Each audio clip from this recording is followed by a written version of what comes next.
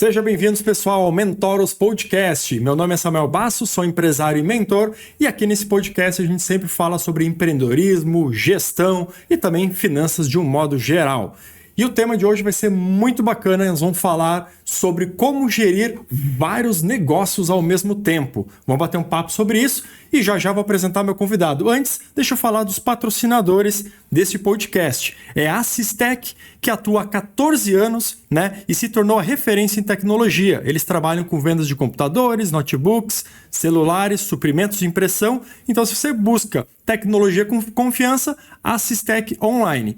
E também Locatelli Gourmet. Se você acredita que café é mais do que cafeína, é memória, é pausa, é cuidado, então este café é para você. Café Locatelli Gourmet. São grãos selecionados em 4 regiões do país. 100% arábica, de torra média, que realça o aroma e sabor marcante do verdadeiro café gourmet. Então, se você quer café, Locatelli Gourmet, temos cupom de desconto aqui, BASSO10.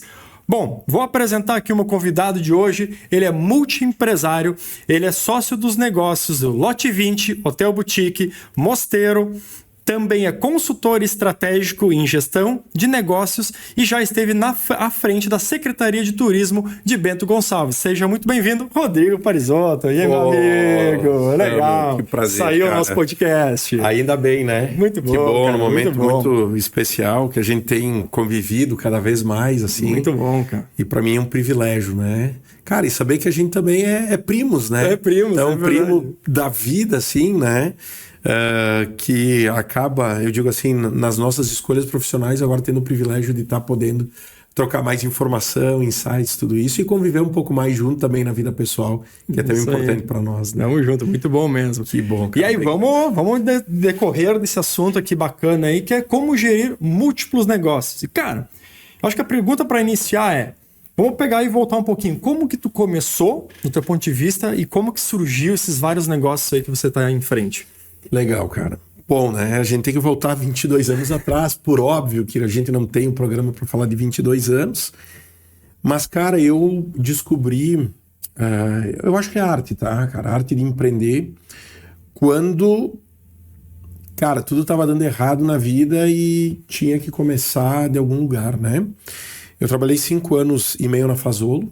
Foi meu primeiro trabalho formal, né? Carteira assinada, coisa assim. Só que durante esse período da Fazolo, eu sempre me propus a fazer coisas por fora, vamos dizer assim. Quando que eu descobri a publicidade e propaganda, a primeira coisa que eu fiz, cara, comprei uma impressora, fazer cartão de visita, cartão de aniversário, isso aí e tal.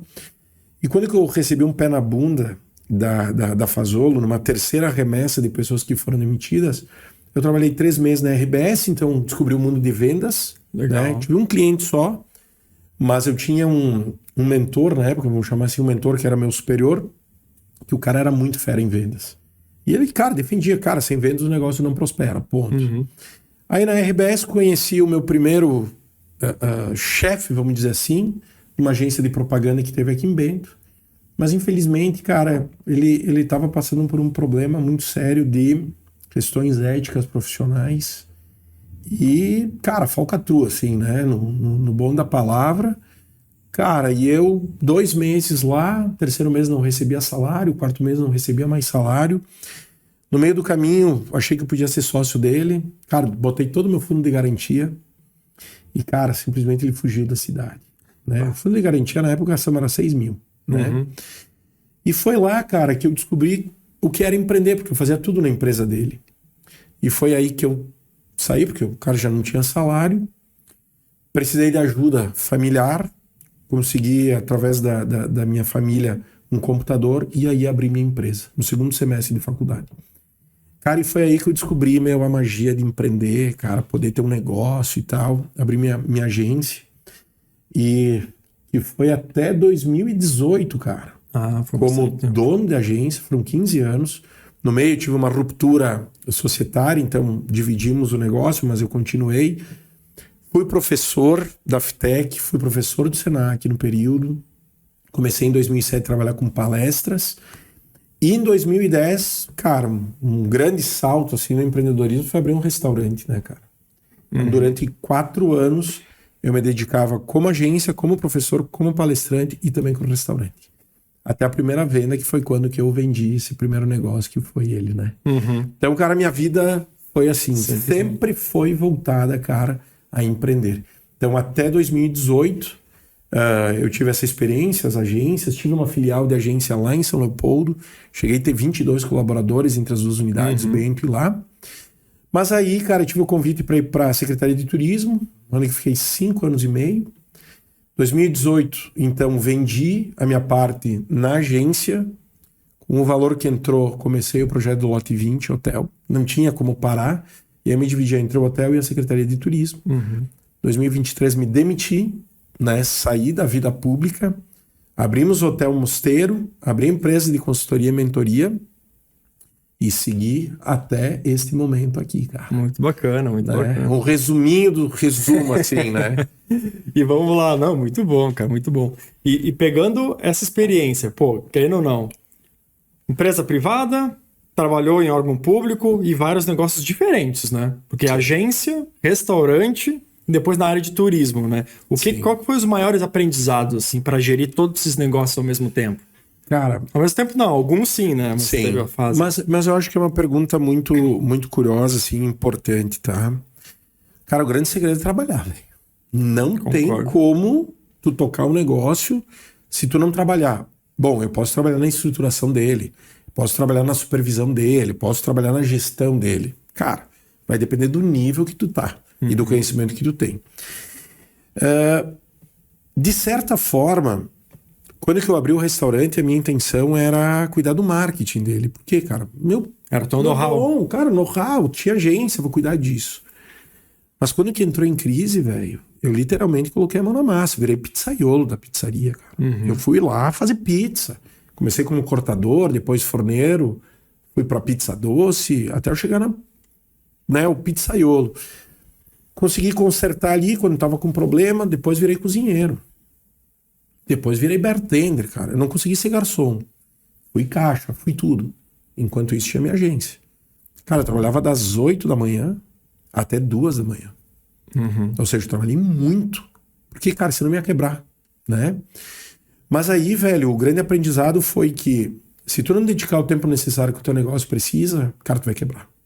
Total. Tu não tem saída.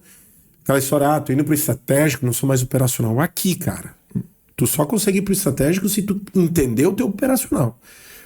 Porque eu digo assim, tu nunca sai do operacional quando tá na supervisão dele. Claro, tu não vai executar, tu não vai fazer isso, mas se precisar, tu vai. Então, cara, pra mim o grande aprendizado foi, cara, tem que trabalhar pra fazer acontecer. Naquela época eu ainda não tinha muito conhecimento de como gerir sem botar a mão na massa. Então eu sofria demais, porque eu centralizava demais. E aí eu era o responsável por isso, porque eu era o culpado. A empresa não crescia porque, tinha 18 horas por dia para dedicar. Cara, para de trabalhar não rende.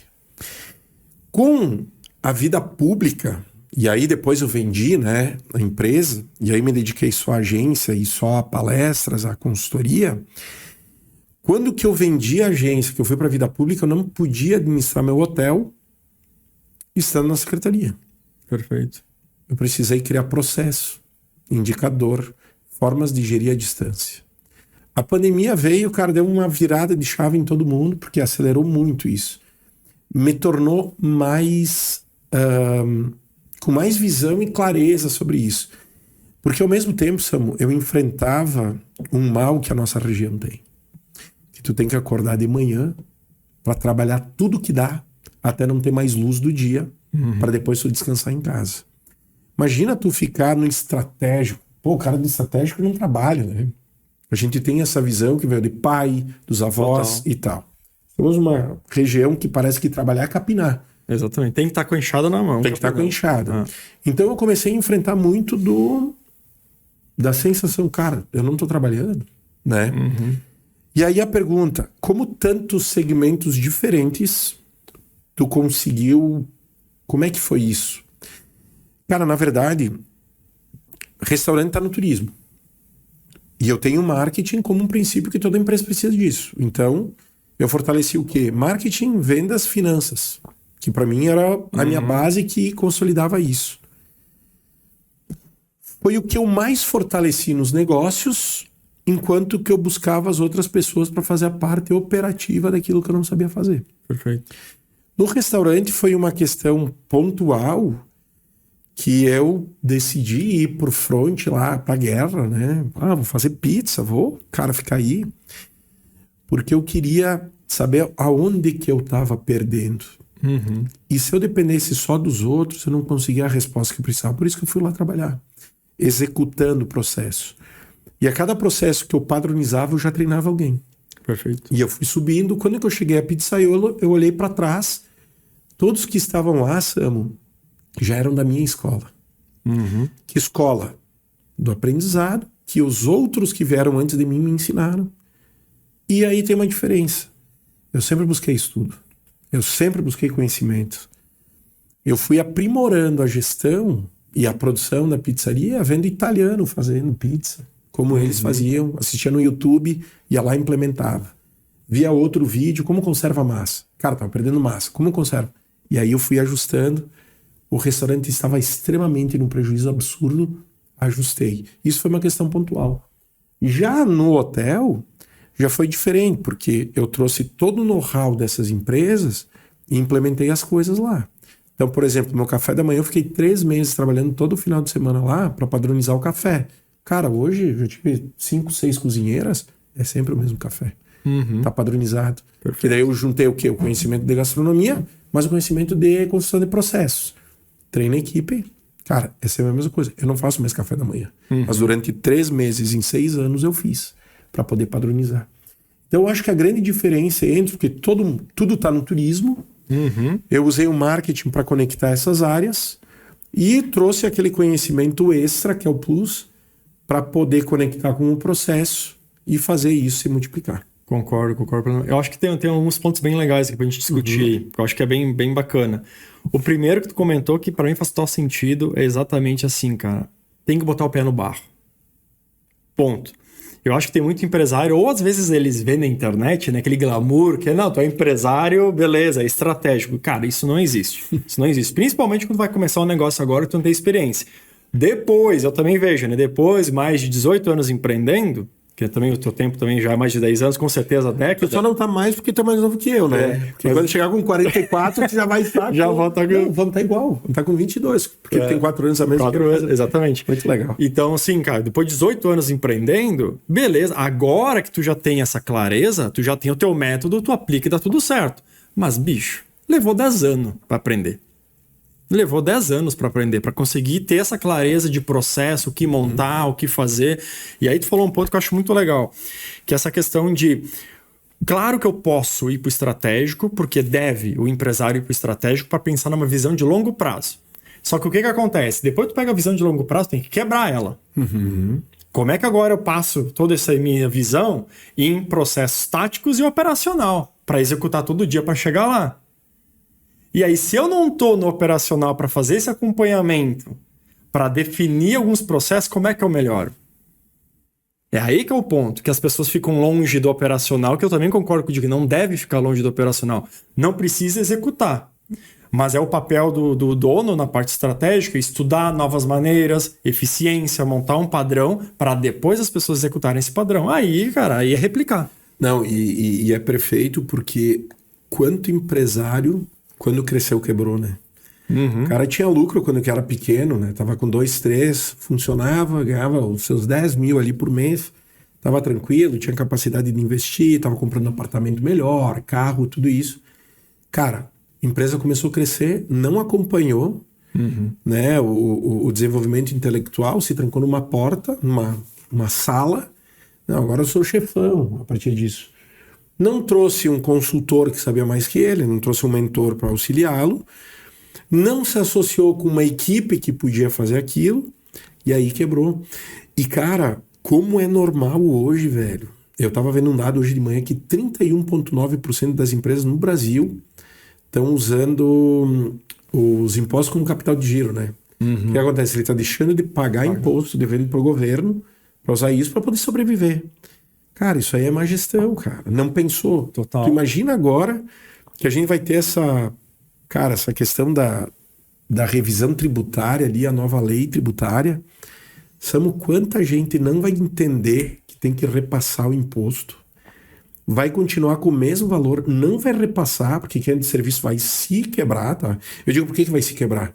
Porque a gente vai sair do imposto de 6% para 30%. Cara, quem não entendeu o que está acontecendo, cara, a gente vai ter muita empresa com problema muito sério. Sim. Já tem hoje, né? Não, então imagina com nem as se mudanças. fala, né? Mas o problema também tem muito, né, Rodrigo, da questão que eu vejo de mentalidade. Porque às vezes o que acontece com o empresário, né? Reclama de concorrência, reclama de governo, reclama de economia. Cara, claro que isso interfere? Sim, mas é 20%. 80% é da porta para dentro. Então, geralmente, o cara começa a reclamar um monte disso aí, tu pergunta para ele, como foi teu lucro no mês passado? O cara não sabe dizer. Aí, peraí, meu amigo, tu não sabe o próprio lucro da tua empresa e quer reclamar de problemas externos que vão prejudicar o teu negócio? Então, a gente percebe que às vezes tem muito isso, né? É o básico bem feito, cara. Os caras não conseguem fazer o básico bem feito. Então, se tu começa a fazer o básico bem feito, como você falou, saber fazer a precificação correta, saber os números com clareza, cara, tu já começa a ter um processo, já começa a ter um padrão que auxilia para quando for crescer, quando for ter outros negócios e por aí vai, né? Total. Mas é aquela história. Tu fala, cara, a frase, né? O básico que não for bem feito, cara, ferrou. Porque quanto mais a empresa cresce, são outros desafios que vêm. Cara, vem a gestão de pessoas, a gestão financeira tem que ser muito mais aprimorada. Cara, gestão de crise, velho. A gente fala muito pouco nas empresas sobre gestão de crise e eu quero, cara, compartilhar aqui na verdade não é insight, cara, é uma filosofia sobre crise, tá? Sabes que quando nós tivemos a pandemia, cara, eu tava secretário de turismo aí. Eu tava há 5 meses com o hotel aberto. 5 meses fechado, cara. Foi um negócio que foi surreal, tinha 2 colaboradores só. E a gente tinha cacife para tirar dinheiro do bolso, pagar essa equipe, tá? Uhum. Uma coisa que eu tenho certeza, e tu vai me dizer como foi a tua experiência. Todos os planejamentos estratégicos que eu participei ao longo da minha vida, porque os clientes me convidavam para participar, nenhum tinha ameaça, pandemia ou enchente. Total. Nenhum. Catástrofe natural, cara, jamais visto assim. Não existia. Bom, se tu não vê isso como uma ameaça, tu não tem ação para isso. Uhum. Quando vai acontecer, cara, vai dar crepe. O ano passado, na terceira enchente que nós tivemos, eu estava em São Paulo fazendo uma imersão, justamente para me qualificar na metodologia, né? Nas metodologias que eu uso hoje, tanto da consultoria quanto da imersão, né? Da imersão Eruption. O que aconteceu? Eu, na quinta-feira, acionei meus sócios. Cara, um solaço em São Paulo. Não tinha nem noção do que estava acontecendo, mas pelas fotos eu estava muito preocupado, pelos vídeos. O que eu fiz? Eu falei pro meu sócio, velho, é o seguinte, liga para a contabilidade agora, verifica todas as férias de todos os colaboradores, todos os dias que tem para tirar.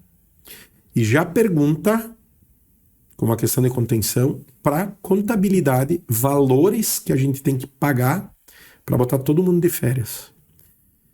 Isso de manhã, na quinta de manhã. De tarde veio o aviso, evacuem a região que pode romper a barragem de São Miguel. Cara, eu na hora soube daquilo, pedi para todo mundo levantar cadeira, mesa, móveis para o segundo andar do hotel, porque se acontecesse o rompimento, no máximo a água chegaria aonde que estragaria alguma coisa. Levanta tudo. Primeiro, todo mundo vai para casa.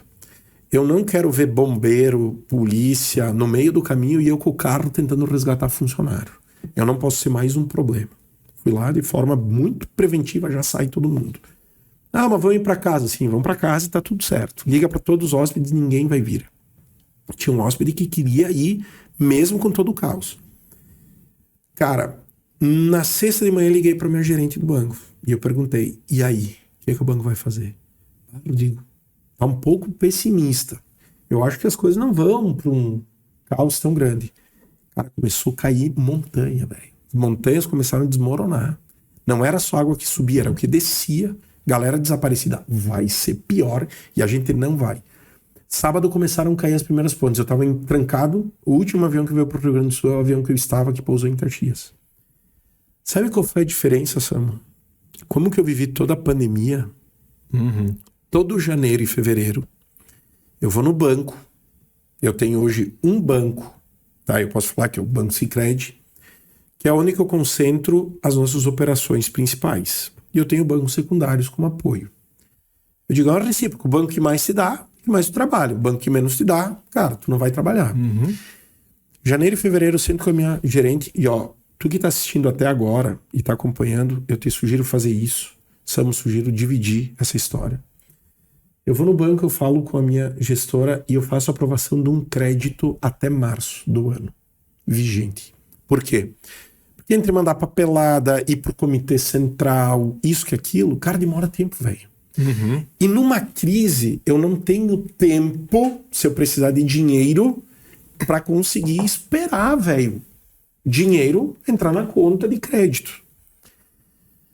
Janeiro e fevereiro, então fevereiro geralmente eu aprovo. 500, 600, 700, 1 milhão. Cara, se der para aprovar 2 milhões, eu vou aprovar 2 milhões de reais. Eu pego esse dinheiro? Não pego. Eu aprovo o máximo que o banco consegue.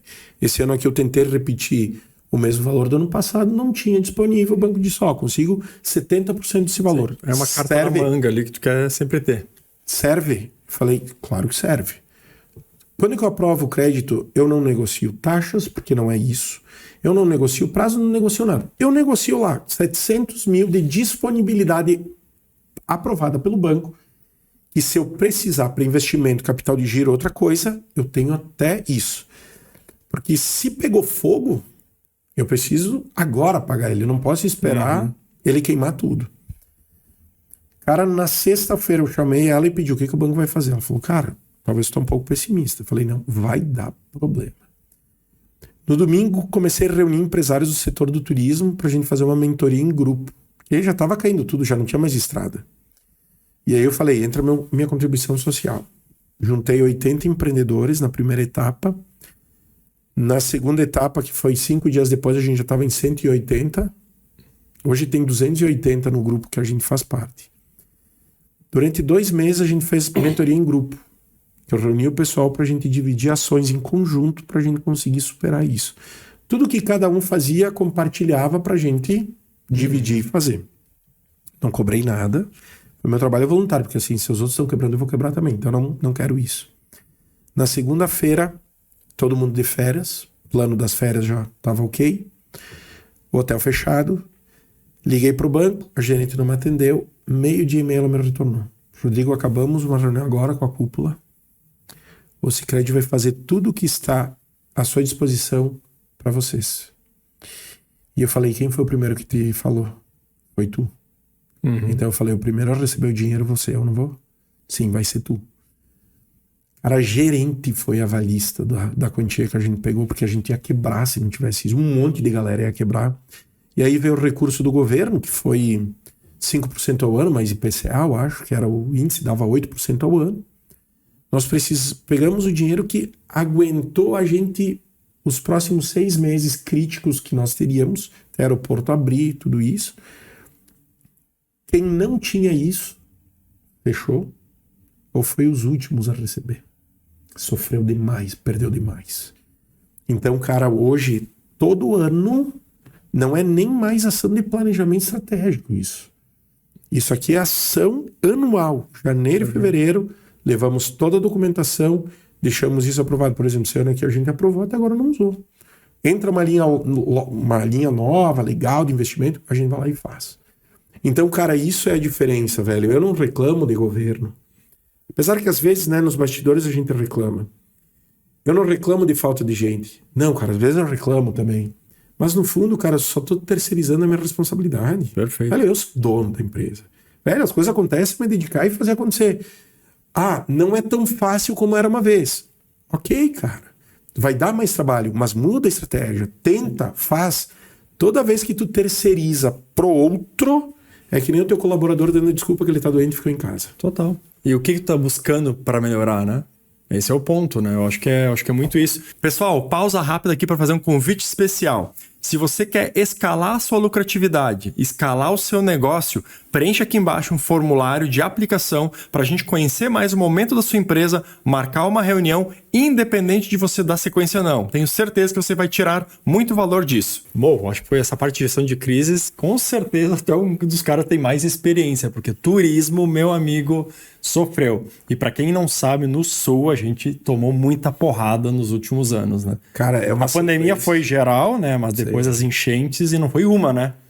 Foram 3 que ninguém percebeu, né? O primeiro impacto grande que nós tivemos foi em dezembro de 2023, quando Gramado soltou uma nota que era mentira, que tinha gente ilhada, que estava embaixo da água, né? Não teria como. Estava tudo sob controle. Uma semana depois desabou um prédio. Tinha, cara, desmoronado. Então o que acontece? A gente vem num retrospecto muito grande, assim, de problemas, né? E o turismo é o primeiro a sofrer, né? Sempre é o setor, né, que na pandemia fecha. Primeiro a fechar, o último a abrir, tá? Só que tu imagina, Samu, quando que eu tava secretário e veio a pandemia, cara, primeiro eu tive que ficar recluso por uma lei municipal. Quando que a gente voltava de viagem, eu fiquei trancado em Belo Horizonte, tava numa feira, aí fecharam tudo, eu voltei, o prefeito me ligou e disse, tu fica de quarentena de 8 dias em casa, tu não pode ter contato, porque tu tava num lugar que tinha muito caso e tal, depois tu volta. A primeira coisa que eu fiz, eu reuni todo o setor, representando o setor. Cara, o que vamos fazer? Todo dia reunião. Cara, o nosso planejamento estratégico era ação, reação, ação, reação, ação, reação. Define hoje, executa, vê o que acontece. Define hoje. E foi assim. Que o plano para os primeiros 30 dias, primeiros 90, e a gente não sabia. Cara, achava que em 3 meses já tá tudo resolvido. Okay. Bento Gonçalves foi a primeira cidade do Brasil a ter o selo Ambiente Limpo e Seguro. Sabe aquele selo que tu vai nos lugares, que tem ainda em alguns lugares? Beleza, nós que criamos.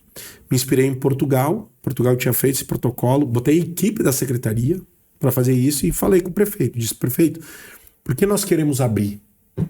Que nós vamos adotar esse selo que representa que foi feita uma fiscalização com todos os itens. Samu, na época, eu apresentei para 150 cidades na América Latina e no Brasil. O protocolo, por quê? Se está fechado aqui, está fechado do outro lado. Então vamos abrir todo mundo junto. Bom, aí veio os protocolos, conseguimos ver o protocolo das bandeiras, laranja, vermelha, não sei o que, aqui no Rio Grande do Sul. Acabou com tudo. Não éramos mais nós. Eram os outros que definiam, tá? Ou seja, o cara quer definir o que tu tem que fazer em casa, sabendo que ele não mora na tua casa. Putz, cara. A gente sabe o que está acontecendo, né? Beleza. O que eu fiz no meio do caminho? Já que a ciência está definindo o que é contaminação, não é? Então eu vou trazer a ciência para o grupo. Quem é a ciência? Os pesquisadores das universidades, centros de ensino. Primeiro, criei o primeiro observatório de contaminação Covid no turismo. 6 instituições de ensino. Só os mestre, doutor, pós-doutor, fazendo pesquisa. Toda semana tinha um grupo que era monitorado, quantos contaminou, como foi isso. Olha que legal os indicadores. 0,5% do setor contaminava durante o período da pandemia. 0,5%. Por quê? Porque tinha protocolo e tal e tal. Bom, não bastasse isso, eu falei, cara, eu vim nesse mundo aqui para agitar o mundo, né, velho? Não vim aqui para ficar aceitando, né? Não podia ter eventos na época, porque evento aglomerava. Velho, nós ia ter o Festival de Balonismo, cara, 2ª edição. Eu não ia desistir. Cara, evento que dava 5 mil pessoas, aglomeração a full, ao ar livre. O que eu fiz? Fui olhar lá em Nova York o que estavam fazendo. Descobri uns círculos no chão, que os caras iam para as praças, dentro de uns círculos. Beleza. Era para acontecer em setembro. Não. O governo falou, tu só vai fazer, Rodrigo, se tu apresentar por A mais B que tu pode fazer o evento. Falei, o que eu preciso? Preciso apresentar o protocolo, quais são as ações, tudo. Falei, é isso aí. Cara, montei um campo de guerra, velho. Montei todo o protocolo, botei saúde, botei todo mundo junto. O prefeito abraçou a causa, cara. O Pazinho, assim, foi fantástico, né? A gente tava junto nisso, acreditou nos projetos. Era o último mandato dele, né? É o último ano. Mandei em novembro, veio a autorização. Eu falei, e agora que eu vou fazer? Porque o mundo todo tinha parado. Falei, agora que veio, nós vamos fazer. Cara, eu fiz 2.000 círculos no gramado da Funda Park, com a ajuda da galera. Fui lá também pintar e não tô nem aí, vou fazer. 2.000 círculos de 2x2, com 3 metros de distância entre eles, porque... Cara, quando eu olho assim, é insano, né? Porque as pessoas, elas podiam ficar até 4 pessoas, 5 dentro daquele círculo para poder ver o festival de balonismo. Cara, só teve 2 no mundo. E um foi em Bento. Olha só que bacana. Cara, serviu como protocolo para todos os eventos que começaram a acontecer depois, usando o protocolo. Mas eu fui lá, cara, e fiz, velho. Deu 3.000 e poucas pessoas. Não deu muita gente, mas deu 3.000 e a gente mostrou. Dá para fazer. Não tá contaminando. Então, cara, quando que tu vive tudo isso aí, na minha mão tinha 200 que dependiam das nossas ações. Eu briguei muito. Eu discuti muito, botei muito dedo na cara, quase tomei porrada também, porque no momento que tu vai na guerra pra apanhar ou pra bater. Mas a responsabilidade grande, né? Secretário do Turismo, no momento desse, cara... Total. Tu te bota à prova mesmo, né? Cara, a gente inovou, fez vídeos ao vivo, treinou a galera, cara, fez assim, ó, tudo que podia. Nenhuma ação deixou de ser feita por uma questão de restrição. A gente renovou, fez online e tal e tal. E, cara, Bento foi case, meu. Aquele ano foi o ano que a gente mais cresceu nas pesquisas de reconhecimento de marca e tal. E, por acaso, eu via do retrospecto que em 2019 eu fui escolhido o 3º melhor gestor de turismo do Brasil, cara. Fiquei entre os 5 do país. E por que eu digo? Claro, eu fiquei em 3º porque foi uma votação popular e tal. Mas eu me considero entre os 5, tá? Porque, cara, votação popular, quanto mais população tem na tua cidade, mais vai votar em ti. Não é isso. Mas por meritocracia, no Ministério do Turismo foi feito isso. Eu me inscrevi, fui fazendo cada prova, fui entregando, comprovando tudo. E aí, claro, né? Quem está liderando um processo político da forma correta durante uma crise, cara, tá lutando por todos. Essa escola ninguém me tirou. E aí, quando que eu tive o problema da enchente no meu hotel... Cara, Tava vacinado. Fui lá, juntei o grupo também, porque eu falei, cara, se os outros quebrarem, eu quebro também. Então, eu acho que é minha hora de me doar também pelo grande grupo. E, cara, foi assim que a gente enfrentou, é assim que eu faço. E todo ano as nossas ações relacionadas a isso são muito claras. Vai dar problema, a gente já tá com um caminhão de ações que vai realizar. Sim, não, perfeito, perfeito. Acho que a experiência que tu teve ali exatamente nessas crises que aconteceram acho que é o melhor plano estratégico possível, né? O aprendizado de como montar um bom plano estratégico colocando gestão de riscos. Sim. Mas eu acho que um ponto legal que eu fui me lembrando, o pessoal às vezes, o que eu vejo, cara, que o empresário, né, bota assim, médio, pequeno, médio e micro, ele nem quer saber de planejamento estratégico. Porque ele acha que isso é só para empresa grande. Né? Só que aí a gente já começa um grande porém, né, cara? Porque assim, o planejamento estratégico, hoje eu não consigo viver sem. Mesmo começando um negócio do zero, super pequeno, eu não consigo nem começar sem pensar, cara, o que eu quero, como eu quero estar em dezembro desse ano, dezembro do ano que vem, em tamanho. O que tu pensa nesse sentido desses empresários que nem montar? E vamos esquecer um pouco crise agora. Tá. O básico do básico. Como estratégia mesmo. Estratégia mesmo. Tá. Sabe, Samu, que o pessoal, eu não vou entrar nessa questão específica, mas se um dia alguém quiser falar comigo sobre isso, estou deixando aqui que isso eu não vou trazer para o nosso podcast. Se um dia alguém quiser saber o que eu deveria ter falado aqui, eu não vou falar, tem que me procurar, que daí eu falo pessoalmente, tá? Porque o empresário, ele muitas vezes desdenha o trabalho de um consultor, do mentor. Eu acho que isso é um modismo, isso que aquilo. Mas quando ele entrou em crise, ele não tem mais quem chamar, ele chamou o consultor lá na finaleira para tentar resgatar o que já foi perdido. Existem 2 tipos de cliente. Aquele que chama o consultor e mentor para crescer e aquele que chama o consultor mentor quando ele já não tem mais o que fazer. E aí ferrou e, cara, vai sofrer muito. Tá tudo bem. Independente de tamanho da empresa, tu tem que ser vigilante sempre aonde que tu está, posição que tu está. Senão tu não sabe pra onde que tu vai, cara, em primeiro lugar. Total. E tu não sabe se tu tá indo, né? Porque às vezes tu pode estar parado num lugar. Se é muito pesado e o cara acha que planejamento estratégico é uma bobagem, porque eu em algum momento também achei. Tá? Qual que eu vou fazer uma corte. distorção. Eu acho que, vamos debater sobre isso, porque eu acho que a gente tem que desmistificar isso. Porque eu acho legal a gente desmitificar, até porque a gente está falando de gerir vários negócios. E como que tu gere vários negócios? Com um planejamento estratégico claro de cada um. Porque se você não tem um planejamento estratégico claro de cada um, cara, tu tá apagando incêndio o tempo todo, a empresa pode ser que esteja estagnada, né? E tu nem tem clareza do que está acontecendo. Essa que é a grande realidade. O que eu vejo que a gente tem um certo preconceito com o planejamento estratégico, a maioria, porque nós viemos lá atrás do ensino que o planejamento estratégico é negócio de 80 páginas. Sim, que ficava dentro de uma gaveta. Eu acho que é bem isso. Só que no fim do dia, cara, um Excel ajuda muito, né? Ajuda pra caramba. É só um Excel. Um Excelzinho ali com o teu plano inicial, mais ou menos o que tu deseja chegar até lá e faz uma simulação do cenário. Deu. A gente planejou o faturamento, a gente bateu o faturamento de 1 bilhão ano passado na empresa. Cara, foi tudo no Excel.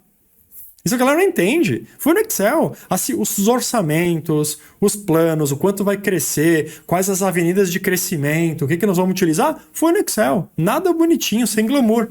Mas esse plano foi capaz de a gente conseguir bater 1 bilhão de faturamento ano passado. Tá louco. Só que daí o pessoal acha que precisa ter um documento completamente... Cara, ou é só pra grande. Só pra cara que faz um bi, né? Não é, porque no fim do dia, o que tu vai usar, o que tu vai olhar, é isso. E vai batendo todo dia.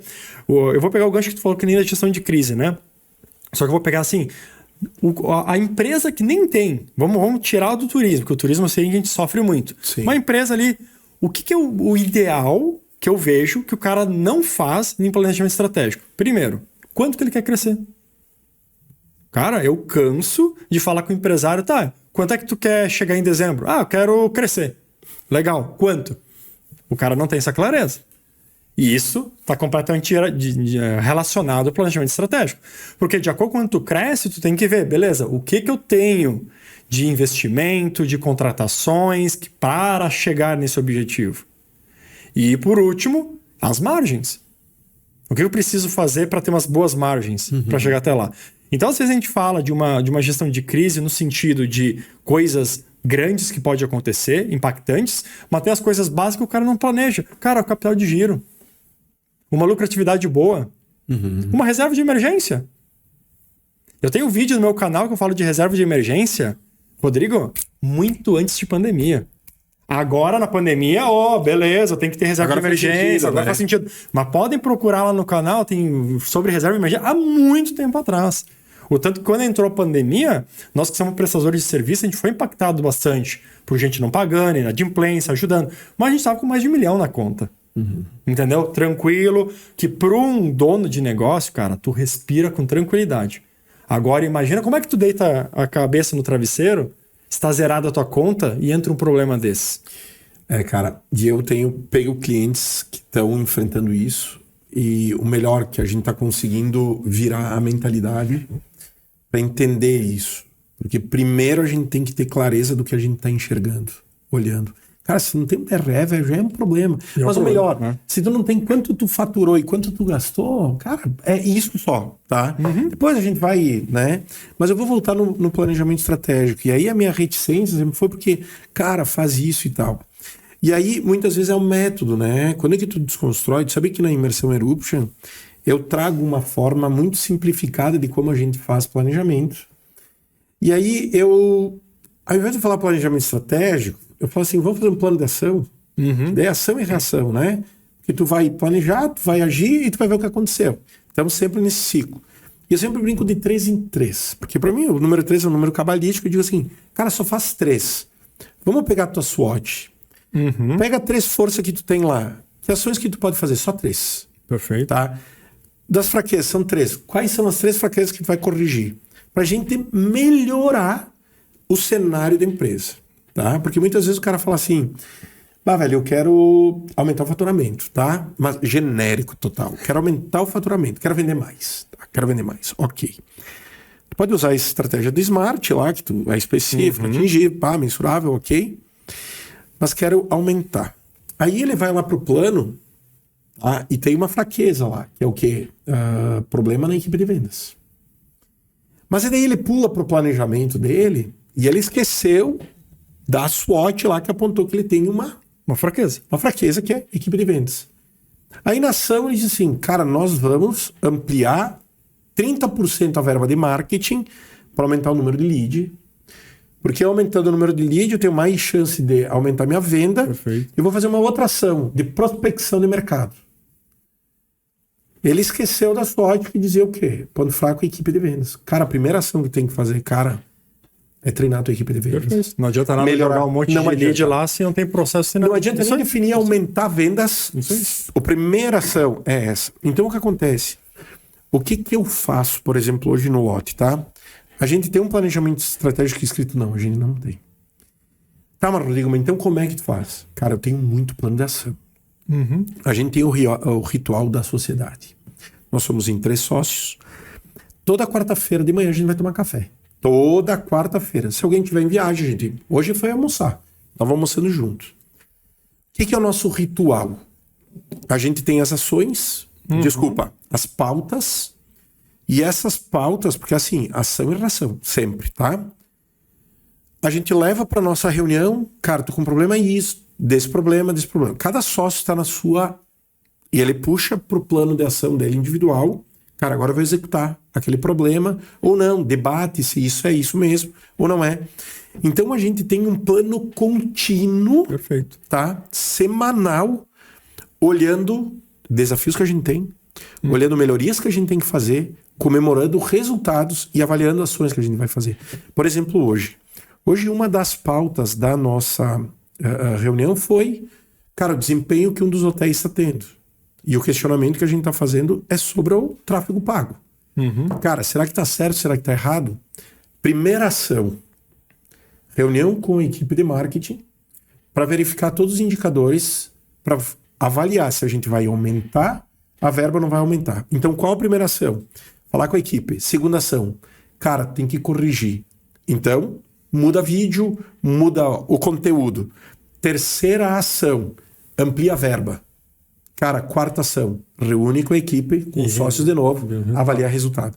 Então a gente está num constante, porque, cara, eu entendo que hoje a empresa é um organismo vivo. Primeira reunião do ano, a gente revisa toda a sazonalidade do ano anterior e os últimos 3 anos. Comparamos com o que aconteceu mês a mês e aí a gente toma as principais decisões. Por que, Samu? Tem uma coisa, e aí eu acho que a gente pode trazer para esse debate, que na minha visão, tu sempre vai ter sazonalidade. Total. Sempre vai ter. Então as ações que tu vai tomar em relação à sazonalidade tem sempre um fio condutor. Tu pode puxar um pouquinho para cá, um pouquinho para lá, mas assim, cara, tu sempre vai ter que aumentar o teu esforço de venda em marketing na sazonalidade baixa. Para te tentar não deixar cair. Então qual é que é a ação? Cara, é concentrar um esforço para aquilo. Todo ano tu vai ter isso. Bom, quando é que tu tá chegando na alta temporada, tu pode continuar mantendo o teu investimento, mas tu pode reduzir um pouco e daqui a pouco mudar um pouco o tipo de ação que tu vai fazer. Mas, cara, o fio condutor é sempre o mesmo. Todo ano tu vai ter as mesmas ações para fazer, ampliar, melhorar, avaliar. Bom, agora nós vamos para uma outra, lá na SWOT. O que tem de oportunidade nova para esse ano? Tem uma linha nova de financiamento, tem pra gente investir, vamos crescer, não vamos ampliar o negócio, não vamos. Quanto que a gente imagina com o mercado que tem hoje, que a gente pode crescer, eu posso crescer 10% só pelo mercado ou não? Eu vou ter que mudar minha estratégia de vendas para poder aumentar isso. Então, cara, a gente sempre tem no início do ano essa reunião para olhar globalmente o nosso ano. Muito bom. E aí a gente toma essas decisões. Tem um cadernão? Claro que não, velho. A gente tá no nosso grupo de WhatsApp escrevendo tudo isso. O meu sócio gosta de usar Trello. Eu gosto de usar o meu SaaS que eu tenho lá. Outro meu sócio usa a agenda do Google. Sim, isso. Cara, cada um tá tocando do seu jeito, não é uma linha central. Então o que a gente desmistificou ao longo do tempo? Planejamento estratégico é fundamental. Total. A execução dele é maior ainda. Mas a gente precisa de que seja o supervisor daquilo. Cada sócio na sua área supervisiona e executa. E a gente tem o nosso grupo de WhatsApp, que ele mantém todas as pautas em dia. Perfeito. De tudo aquilo que a gente tem que ação, reação, revisão. Sempre isso. E é assim que a gente faz. Perfeito. Então, cara, é um exemplo, né, cara, para desconstruir um pouco daquela imagem que a gente só se reúne para escrever um monte de coisa. Claro que não, cara. Exato. A gente tá executando e o tempo todo corrigindo e melhorando, cara. É que nem eu comentei, na empresa a gente faz basicamente Excel. Excel mesmo. A gente coloca os principais objetivos do ano, tem bem claro lá, que esse é um ponto também importante. Eu já peguei no meu grupo de mentoria, eu peguei empresários, que daí pergunta para um sócio quais são os objetivos, pergunta para o outro, dá diferente. Totalmente. Entendeu? Então tu vê que já nem os sócios, eles não têm uma coerência em quais são os grandes objetivos da empresa. Então tu já começa aí. E aí os sócios reclamam que a equipe não está engajada. Mas se nem eles não têm sinergia do que precisa ser feito. Olha a grande sacada aqui. Então, essas reuniões que eu chamo de rituais de gestão, eles são fundamentais. Então tu tem que ter uma semanal com o teu sócio para definir. Cara, o que tá bom, o que tá ruim. Bom, melhora. Ruim, corrige. Ponto. Que as análises SWOT ajudam muito sobre isso, né? E aí tu começa a trabalhar com todos esses pontos exatamente para te conseguir toda semana andar alguma coisa. Sabe o que eu falo para os meus mentorados? Cara, se tu não tem planejamento estratégico, tu sempre tá no redemoinho. Tu tá no redemoinho. Sempre é caos. Sempre é caos. Aí tu passa um mês, passa 2, passa 3, quando tu vê, passou o ano e tu não fiz nada. O planejamento estratégico, pelo menos, se tu mantém um ritual de gestão semanal, Rodrigo, semanal, 1 horinha por semana, um almoço por semana que tu faz para bater o que está sendo feito, tu garante que pelo menos 10% tá andando por mês. Sim. O que já é muito. Já melhora muita coisa, cara. 10% ao mês já anda muita coisa no teu plano. É isso. Aí como é que tu gere várias empresas? Cara, se tu tem ritual com teus sócios ou com teus líderes direto, exatamente focando nas atividades e indicadores, cara, deu. Tu consegue gerir. Agora, se não tem essa clareza, como é que tu vai gerir o negócio? Sim. Ponto. Não tem. Tu imagina que hoje eu tenho a minha empresa de consultoria, né? Eu tenho os 2 hotéis e tenho o projeto da imersão, né? Tenho meus clientes de consultoria, cara, não são poucos, então exige, né? E daí o cara fala, como é que tu faz tudo isso? Cara, justamente com esses rituais, né? Pegando equipe, cara, corrigindo sempre, né? O barco para ele nunca sair da rota. Sim. E, cara, eu vou te falar assim uma coisa, eu quero dividir aqui até pro pessoal também se inspirar nisso. Meu, eu já fui para café da manhã com os meus sócios pra gente não falar nada da empresa, porque a gente não tinha nenhuma pauta. Cara, por incrível que pareça, tudo que tava em andamento, tava fluindo. É o check, né? Tu vai dar o check. 2 horinhas tomando café, das 8 às 10 horas, para falar bobagem, para falar de tendência, para falar de oportunidade que surgiu, para ver como é que tá a família. Porque tem uma coisa, né? O sócio, muitas vezes, ele não é teu amigo, cara. Fora daí. Tem uma relação, por óbvio, né, cara? Eu digo assim, eu não trabalhei com nenhum inimigo meu. Mas, cara, na vida social, cara, eles têm os gostos deles, eu tenho o meu gosto e cada um tá do jeito que tá. Mas aí a gente se encontra, né? Cara, que livro tu tá lendo? O que tá trazendo de insight pra ti? Cara, vamos marcar uma viagem, vamos fazer tal coisa juntos. Então, nem tudo ali naquela reunião é simplesmente pra gente debater uma ação que tá em andamento, outra coisa, a gente até revisa.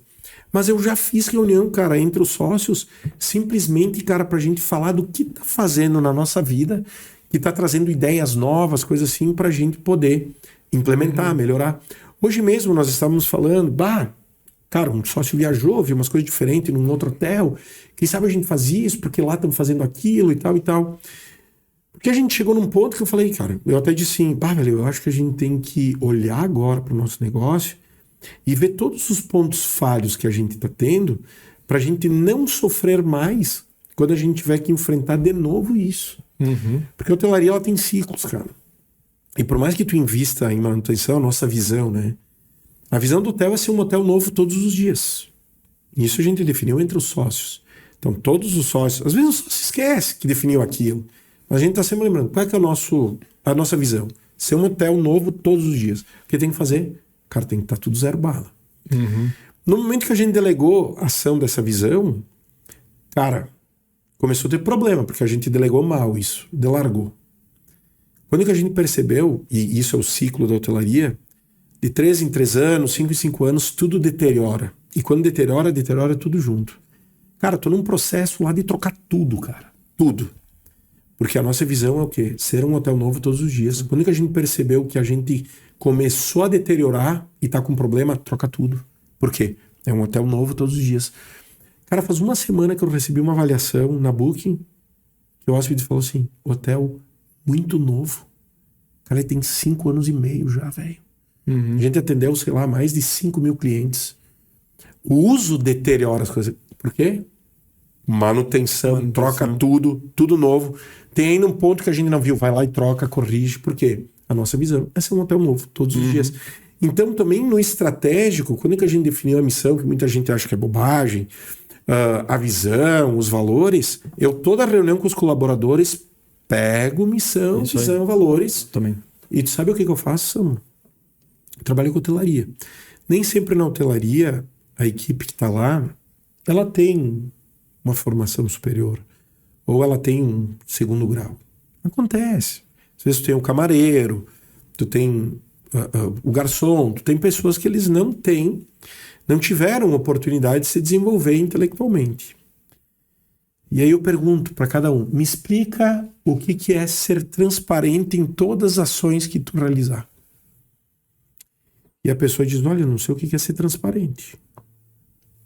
Cara, e daí tu fala assim, cara, como assim? Todo mundo, né, sabe o que... Não é todo mundo que sabe. E aí, então tu não sabe o que é transparente. Quem sabe o que é transparente? Processo pedagógico de ensino. Ensinar os valores a pessoa a entender. Ela tá numa casa que ninguém se respeita. Ela não sabe o que significa respeitar o próximo. Eu preciso explicar o que é respeito. Então, primeira ação da nossa reunião com a equipe é o quê? Vamos falar sobre missão, visão e valores. Porque eu preciso manter eles alinhados o tempo todo nisso e entender que ação eu preciso fazer para cumprir com aquele valor. Uma vez eu pegar o gancho, uma vez eu ouvi, agora eu não lembro de quem, até para dar o crédito, que o líder que não entender que ele é um educador, ele tá perdido. E, cara, faz total sentido. Ele total sentido. Ele tem que estar lá educando e treinando o time todo santo dia. Ele tem que ser um treinador. O tempo todo. Até porque, que nem você falou de um ponto muito importante. Se eu não tô próximo da operação, o quanto que eu posso exigir de uma pessoa que está na operação pesquisar, buscar inovação e melhorar? Não tem como. Não tem como, cara. Não tem como. E muita galera, né, que tá nessas funções hoje, dificilmente eles teriam acesso a esse podcast, por exemplo. Dificilmente, Samu, eles conseguem chegar ao networking que a gente tem, né? Então, cara, hoje a gente está falando com gestores, né? A gente tem, digo assim, empresas que a gente dá consultoria que teoricamente deveriam estar em outro nível que não estão, né? E aí também entra o nosso processo pedagógico. E a gente tem que continuar, cara. E aí vem o lance da nossa empatia, como a gente lidera alguém que não sabe, cara, e assim, ó, velho, tá pelo salário pra comer. Porque não tem dinheiro nem, cara, pra fazer outras coisas. A qualidade de vida que a gente tem, eles não têm. Então, qual é que é o nosso papel nesse mundo, cara? É liderar pelo ensino, cara. Pela educação, pela pedagogia, dando condições que, quanto melhores eles forem, melhores pessoas eles são, melhores profissionais eles são. Hoje, cara, no meu hotel, eu tenho indicador pra tudo. Eu tenho meus indicadores financeiros, eu tenho meus indicadores de hospedagem, eu tenho meus indicadores de feedback de hóspede, eu tenho meus indicadores de operação, tudo é mapeado no lote. Então eu tenho um aplicativo próprio, que eu mesmo desenvolvi, que todas as atividades em comum que a pessoa na recepção tem que fazer, tá lá. Ela dá play, vê tudo que tem que fazer, vai acompanhando. As atividades diárias, a camareira, ela entra dentro do quarto, ela tem todo o check de tudo que ela tem que fazer. Processo. Hoje eu consigo medir o tempo que ela fica lá, eu consigo medir a minha equipe de vendas, a cada R$1 que eu pago para elas, quanto que elas me trazem de volta de retorno para o hotel. Então o que acontece? Eu tô gerindo hoje por isso. Inclusive a nossa reunião hoje foi com a nossa gestora. A gente criou como padrão, como a gente não está na operação, a gente supervisiona a operação, cada sócio dentro de uma área, uma vez por mês a gente vai ter um café com ela também. A gente vai trazer ela para dentro, né, dessa reunião estratégica que a gente faz para quê? Para ensiná-la dentro da nossa cultura para ramificar Liderados lá. Exatamente. Legal. Por quê? Porque como é que a gente tem negócios? A gente aceita ter tantos negócios, e eu particularmente, tá? Eu digo, eu não tenho uma empresa que fatura 1 bilhão, muito menos uma empresa que fatura 10 milhões, tá? Eu tenho alguns negócios que eles, cara, hoje giram aí em torno de 4, 5 milhões. Beleza. Os meus hotéis estão passando por dificuldades. Por quê? Porque foi pandemia que, cara, forramos, né, os bolsos de dinheiro. Mas a enchente, cara, nos arregaçou muito. A gente tinha dinheiro guardado, tinha capital para girar, tinha reserva de emergência, mas eu abri outro hotel, velho. Cara, e 5 meses depois fechou por causa da enchente. E eu abri um espaço novo na frente do hotel que também fechou, né? Então todo o meu dinheiro de fundo de reserva foi para assim, ó, garantir que eu conseguisse manter as operações. Tô com dificuldades hoje. Na minha consultoria tá fluindo, mas lá eu tô com dificuldades. Então o que acontece? Dentro desse cenário que nós temos hoje, mesmo com um faturamento que eu considero interessante, a gente tá vigilante, mas a gente aceitou uma coisa. A gente aceitou ter 20% de perda na operação, mas ter a garantia que a gente pode tocar outros negócios em paralelo. Por que eu digo 80%? Porque se eu tivesse hoje lá, eu estaria tendo 20% do retorno que eu tenho hoje, mas com 100% de controle no negócio. Então a gente optou por ter uma gestão baseada em processos, acompanhamento e supervisão, mesmo aceitando algumas perdas. Em algum momento a gente vai ter um rendimento melhor, outro um pouco pior. Mas a gente semanalmente está o tempo todo vendo o desempenho das empresas a partir dos indicadores. Perfeito. E fazendo correção. Mas eu acredito que quando tu cria os rituais de gestão com a tua equipe semanalmente e até a equipe tem essa clareza, os líderes têm a clareza do grande objetivo, tudo que vai focar em todas as tarefas e processos, cara, a perda é muito pequena. Sim. Ela se reduz pra caramba. Sim. Se reduz pra caramba. O problema é que o empresário que ele diz assim, a empresa depende tudo de mim, só eu consigo fazer. Cara, isso é total falta de processo, porque ele não consegue descrever um processo claro para que as pessoas consigam executar. Porque tu fez isso, cara. Eu entendi isso, acho que até a gente conversou, né? Eu entendi em processos na época em 2018. Quando eu comecei a montar o processo comercial. Eu senti que as vendas eram muito focadas nas minhas costas, né, para vender. Peraí, vamos começar a montar um processo. Era eu e meu irmão que vendia na época. Vamos montar um processo? Montamos o processo detalhado, tudo que a gente fazia. Contratamos uma pessoa para rodar o processo. 2 meses e meio, começou a vender. Contrata outra, vendeu. Teve um mês, contratamos 6 numa tacada. Boa. Porque a gente entendeu como escalar com organização. E aí automaticamente começou a crescer nesse ponto. E aí eu pego esse exemplo do comercial, mas tu aplica em qualquer área. Total. Aí o nosso desenvolvimento tinha, o nosso suporte tinha, tudo processos claros exatamente para quê? Conseguir escalar, crescer, mantendo o padrão. Agora, o problema de não ter processo, como é que tu mede algo que não tem padrão? Meu Deus, e como cresce, cara? E como cresce? Porque vai chegar num ponto que vai ruir, né? Exato. Vai estar perdendo. E esse empresário que ele acha que ele é o super poderoso, cara, ele tá fadado a quebrar, tá? Ele vai quebrar, não tem como. Ou estagnado, né? Vai continuar estagnado. É porque o que acontece, tá? Ele, em algum momento, ele vai se atrapalhar, né? Então ele não vai repassar um imposto que subiu, ele não vai perceber que a alíquota que ele tá pagando tá crescendo, ele não percebeu o nível de endividamento dele, que tá maior, e ele tem X horas por dia. Então ele, né? Porque ele não delega, ele acha que só ele, o problema é o mundo, né? Todo mundo tá errado, só ele que tá certo, Sim. né? E aí, cara, ele vai sofrer demais nisso. E agora eu quero trazer o teu gancho de vendas, que eu não sei se foi assim, tá? Mas certamente o primeiro vendedor que tu contratou, ele não vendia com a mesma capacidade que tu. Ele não tinha 100% do resultado que tu tinha. Mas com os 80% dele, cara, já aumentava 50% do teu faturamento. Sim. Cara, veio outro lá também, 80%, 70%, 90% daquilo que tu fazia. Só que aumentou mais 30% do faturamento. Cara, o terceiro já dobrou o faturamento. E tu começou a ter tempo para fazer o quê? Cara, definir que agora tu tem que ter 6.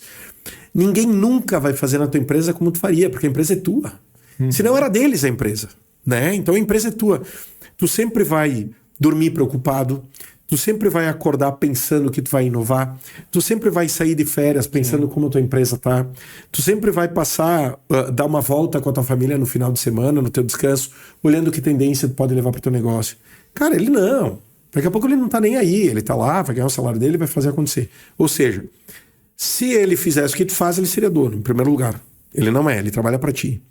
Então, cara, quanto mais tu consegue entender que pode ter um cara muito melhor que tu para fazer aquilo que tu faz, ou tu aceita perder um pouquinho, mas para ter já um ganho maior, cara, tua empresa vai começar a prosperar muito, e muito rapidamente. Imagina, Samu, eu fiz MBA em gestão empresarial em 2010, logo depois que eu me formei em publicidade e propaganda. Nesse período, eu troquei agência de sala.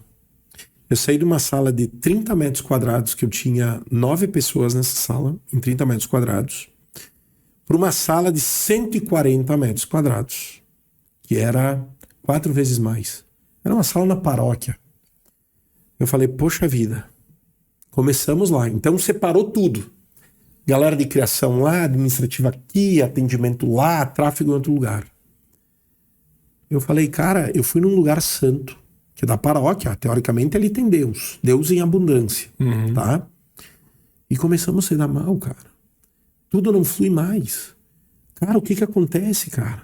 Meu, esse lugar tá amaldiçoado. Aqui tá faltando Deus, em vez de ter Deus em abundância, né? Tava dando tudo errado. E eu, no MBA, na verdade, aprendi sobre just in time, just in case, o sistema, né, da Toyota, isso que aquilo. Falei, cara, tá aí a resposta, meu. A gente tá perdido nos processos internos. As coisas chegam, o atendimento não fala mais. E aí eu fui olhar. Não era falta de Deus, né? Na verdade, Deus estava lá em abundância. Em abundância. O que faltava? Quando que a gente separou... Comunicação falhou. A empresa cresceu para uma sala saiu de 30 e poucos metros quadrados para 140. O atendimento estava na mesma sala de criação, na mesma sala de produção. Todo mundo tinha livre acesso, conversavam. E aí o que eu descobri? Cara, quando que eu separei os times... A comunicação não existia mais. E começou a criar vamos chamar assim, de micro-civilizações, ou micro-tribos, onde que tinha um grupo que começou a reclamar do outro grupo. Porque como eles estavam numa sala que ninguém ouvia, os defeitos começaram a aflorar. E essa falha de comunicação entre eles, que antigamente era muito fácil, não acontecia mais. Quando que eu comecei a mapear processo, eu comecei a detectar aonde falhava. Perfeito. Só que eu vou te contar, cara, que nem isso foi suficiente. Por quê? Porque rachou a cultura da empresa. E a gente criou microculturas dentro da empresa. E a gente não conseguia... Hoje eu tenho essa clareza. Naquela época eu não tinha. Porque eu falei, cara, essa sala tá amaldiçoada. Eu terceirizei para Deus a responsabilidade. Né? Eu falei, cara, Deus, onde é que tu tá? Tchê, esse lugar era santo. Como é que tu não tá aqui para nos ajudar? A gente fez processo, fez tudo isso, mas a gente não conseguiu entender que a cultura tinha rachado, porque todo mundo junto, todo mundo separado, bagunçou. Foi muito difícil, por óbvio, que quando que a gente criou o processo do tráfego, como chega, como vai, a gente melhorou muito, né? Porque daí tu sabia que estava falhando numa equipe, estava falhando numa outra, e a gente foi ajustando. E aí a gente conseguiu superar isso, melhorou um pouco e criou uma nova cultura. Que antes a gente tinha a cultura do relacionamento próximo. Quando que rachou os relacionamentos, quebrou essa cultura. E aí a gente fez a cultura... Tribos rivais. Tribos rivais, a gente criou os processos monitorados. Então a gente qualificou melhor isso, replicou isso. A gente conseguiu sair de 9 para 15 pessoas dentro da equipe. O faturamento na época eu acho que ele triplicou, né? Porque mesmo que existiam tribos rivais ali dentro, a gente tinha um processo que garantiam que as coisas fluíam. Perfeito. Né? E assim foi. Então, cara, assim, ó, é tanto case para compartilhar de coisas que veio uma troca de sala que eu nunca imaginei que poderia ser um caos. Cara, foi o grande caos que a gente enfrentou. Cara. Sim, perfeito. Né? É que nem, como é que é aquele... Tem um ditado lá, quando o rio abaixa, que o cara vê os tocos aparecer. Então é muito isso, né? Às vezes a empresa... Às vezes tu olha para o teu negócio tá funcionando direitinho, mas não é que tem processo e tem estrutura. Não tem. É porque tá ok. Mas no momento uma expande um pouquinho, já era. Por isso que o pequenininho, né, que ganhava 10 pau por mês, estava contente, ele começou a faturar, dobrou o faturamento, triplicou a equipe e, cara, começou a faltar dinheiro. Por quê? É gestão. Tem que colocar gestão. Total. Tem que ter planejamento, tem que ter ritual, tem que ter processo. Se tu não começa a fazer isso, tu não consegue gerir um negócio. Imagina multinegócios. Tá louco. Não tem como, né? E um negócio de 10 pessoas é diferente de um de 3, né? Total. A comunicação entre... E aí vai ficar um recadão aqui, ó. Pitch duplo, tá? Cara, se tu tá tendo dificuldade, tu não tá encontrando resposta, cara, tem um consultor aqui na frente que é mentor, especializado com um monte de habilidade. Eu também sou. A gente trabalha, ora, em áreas que estão junto e áreas que são diferentes, mas o fato é que a gente tá aqui para justamente auxiliar, velho. E talvez é o melhor investimento que a gente pode fazer, porque isso vai dando direcionamento, assim, ó, não deixa o cara passar por aquilo que a gente passou. Não, total. É assim, velho, eu tive que fazer pizza para entender, cara, o que estava acontecendo. Tive que ser cozinheiro para entender o que tinha acontecido. Cara, eu tive que fazer muita coisa para entender isso, para depois ter a clareza para dizer, cara, a partir de agora vai mudar. É mais rápido. E aí aquela história, né? O que te levou até 10 mil de faturamento não vai ser o que vai te levar até 100 mil. 100 mil não vai te levar até 1 milhão. E de 1 milhão não vai te levar até 10 milhões. Né? Hoje eu não conseguiria sentar, apesar que eu tô sentado com esse cara, com o cara que fatura 1 bi, que é tu. E aí eu aproveitei no churrasco que a gente bateu um papo para entender um pouquinho mais, porque esse cara, a cabeça é outra, velho. O desprendimento é outro. Né? Quem geriu 100 pessoas hoje é diferente do cara que geriu 1.000, que é diferente do cara que geriu 10 mil pessoas. E se a gente não se aconselha, ferrou. Teve um amigo meu que, uma vez eu fui me aconselhar com ele por causa de um cliente. Tinha um cliente que tava, cara, assim, ó, velho. Eu nunca tinha visto uma crise financeira tão grande assim, cara. O cara devia muita grana, velho. E ele tava tranquilo. Tava eu mais preocupado com a situação dele. Uhum. E aí eu fui falar com um amigo meu que, cara, foi no fundo do poço. Cara, devia pra muita galera. E ele, no plano estratégico dele, ele sabia que até 2028, eu acho, é quando que ele termina todo o ciclo. Que ele nunca terminou o ciclo dele. Ele, cara, ficou endividado por muito tempo, não tem mais nada no nome dele. E um dia eu falei assim, cara, o que tu fez pra sair dessa? Ele ainda não sei, mas ele sabe que ele vai sair em 2028. Eu disse, tu vai te aconselhar com quem? Ele disse, não com quem tava ganhando dinheiro. Eu descobri em Minas um cara que quebrou 4 vezes que era meu cliente. E lá o cara andava com um carro importado, tinha motorista particular, cara, um império. Mas o nome dele não podia comprar nada, que tava sujo. Totalmente sujo. O cara quebrou 4 vezes. Ele me disse, cara, quando que tu tá em crise financeira e tu tá devendo pra todo mundo, te aconselha com quem já passou por isso e saiu. Porque se tu te aconselhar com um cara que tá ganhando dinheiro, ele não sabe. Porque ele nunca viveu isso. Uhum. Vai te aconselhar com quem foi no fundo do inferno, porque o cara não foi no fundo do poço. Ele foi no inferno, abraçou o diabo, porque ele vai te dar o caminho de tudo que vai acontecer a partir daquilo. E ele pegou esse mentor, o cara fez pela amizade com ele, e ele foi fazendo todos os passos possíveis. Beabá, né? Sim. E ele me disse, cara, tem coisas que eu não consigo resolver mais, que o meu nome vai ficar sujo até 2028. Por isso que o carro tá no nome da minha mulher, as coisas estão, eu tenho que usar outras pessoas para poder sobreviver. Porque assim, cara, a crise é tão grande que se tu fosse fazer por aquilo que a vida te impôs, tu não come mais, tá? Tu não tem nem dinheiro. Porque no Brasil, se tu for fazer tudo que legalmente está escrito na lei, tu vai morrer de fome, porque tu não tem dinheiro nem para... Todo o dinheiro que entrou na tua conta é sugado. Não existe um fundo de reserva que vai dizer assim, não, o cara tem que comer, ele tem que ter uma casa, ele tem que sobreviver. Então assim, ó, vamos tirar só 20% do dinheiro dele. Não, vamos bloquear tudo e mais um pouco. Ele falou, cara, eu para conseguir daquilo que me rendia, eu dava um pouco para minha esposa, para meu filho e tal, pra gente ter dinheiro em casa, para poder me sair. Só que teve coisas que eu não consegui resolver. Mas ele me contou uma dívida bancária que ele tinha, porque assim, o cara devia 100 mil, tá? Me contou. Ele disse, Rodrigo, eu devia 100 mil pro banco. Em 3 anos a dívida estava em 1 milhão. O banco socou tudo e mais um pouco nele, sem dó nem piedade. Porque assim, ó, não existe dó. Ele não era um mau pagador. Ele estava passando uma crise muito complicada de um projeto que não deu certo. Então ele era um bom pagador quando que ele tinha dinheiro. Quando que ele não tinha como pagar. E o cara falou assim pra ele, olha, velho, todo banco, ele vai te arregaçar. Tu não vai ter como. Vai entrar 1.000 pila pra te comprar o rancho da família. Eles vão bloquear os 1.000, tá? Só que tem o seguinte, na quinta vez que te ligarem, já é a quinta empresa que já compraram o bloco das dívidas que o banco tem. Já não é mais. O banco já vendeu tua dívida.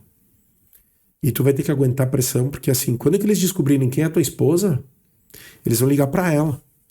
Quando que descobrirem quem é teu filho, eles vão na escola tocar terror no teu filho, falando que ele tem que pagar dívida, que vai ficar tudo pra ele. Cercaram uma família dele, tudo assim, cara, um grupo terrorista, assim, da pior espécie, né?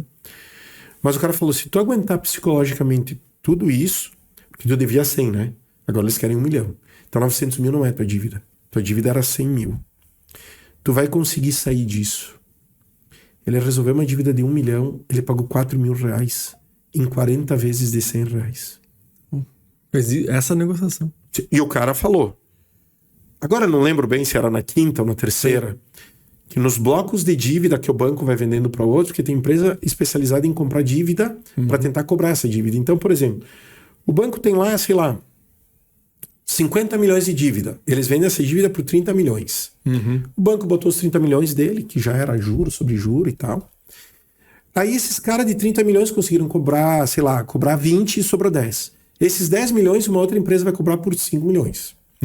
Esses caras cobraram 1 milhão de dívida, ficou 4. Eles vendem esses 4 milhões por 2 milhões. Vai indo, né? E vai indo até o final. E daí ele disse, ó, consegui emprego agora, de fato, CLT, 2 mil reais. Ele disse, cara, eu consigo pagar 100 por mês se vocês aceitarem. E a gente resolve. E a empresa aceitou.